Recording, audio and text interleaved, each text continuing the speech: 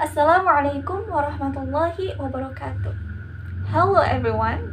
I want to tell you about R.A. Kartini. Yeah, Raden Ajeng Kartini. Are you know about Raden Ajeng Kartini? I think you all know about Raden Ajeng Kartini, right? She is our idol and our heroine. Do you agree if she is our idol? Well, let me begin the story.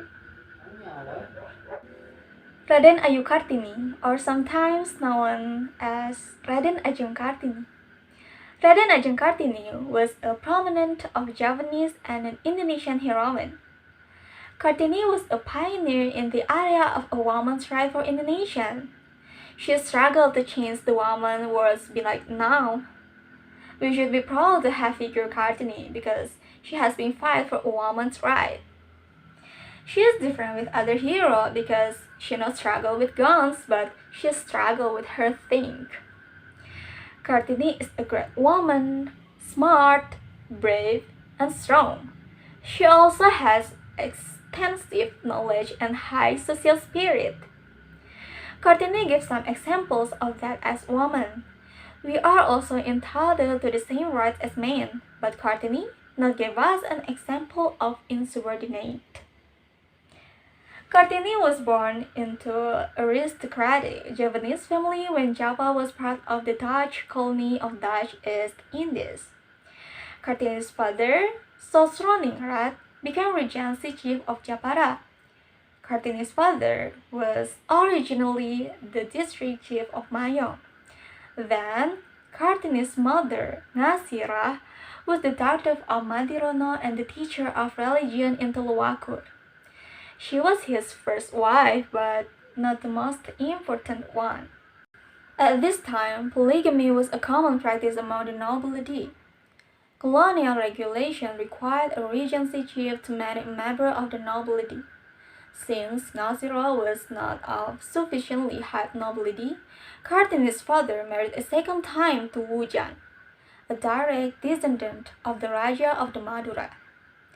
After the second marriage, Kartini's father was elevated to Regency Chief of Japara, replacing his second wife's own father, Chokro Wikromo. Kartini was the fifth child and second eldest daughter in a family of 11, including half siblings. She was born into the family with a strong intellectual tradition. Her grandfather, Prince Aryo Chandranegoro IV, became a regency chief at the age of 25, while Kartini's older brother, Sosro Kartono, was an accomplished linguist. Kartini's family allowed her to attend school until she was 12 years old. Just until 12 years old. Can you think that if you be Raden Ajeng Kartini? Here, among other subjects, she learned to speak Dutch, an unusual accomplishment for Javanese nobility, to prepare the young girl for their marriage. During seclusions, girls were not allowed to leave their parents' house until they were married, at which point authority over them was transferred to their husband. Kartini's father was more lenient than some during his daughter's seclusion, giving her such a privilege as embroidery lessons and occasional appearances in public for special events. During her seclusions, Kartini was continue to educate herself on her own, just by herself. Underline it. Because she could speak Dutch, she had several pen friends.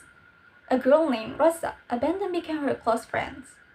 Books, newspapers, European magazines fed Kartini's interest in European feminist thinking and fostered a desire to improve the conditions of indigenous Indonesian women who at that time had a very low social status, but we need to underline that Kartini just imitate the way they think and not their style.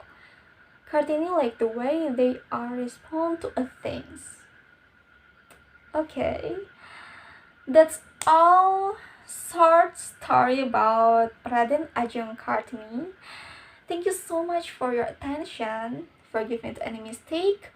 Let's be great woman like Raden Ajeng Kartini and happy Harris Day.